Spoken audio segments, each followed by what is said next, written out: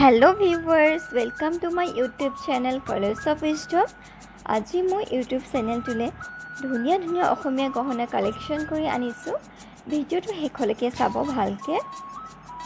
যদি কিবা গহনা পছন্দ হৈছে তেতিয়া অৰ্ডাৰ কৰিব পাৰিব।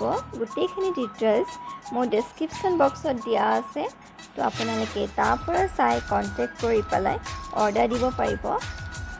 লগতে যদি আপোনালোকৰ কিবা গহনা বেলেগ ধৰণে বনাব বিচাৰিছে নিজৰ ডিজাইনত, তেনেকৈও বনাই দিয়া হয়।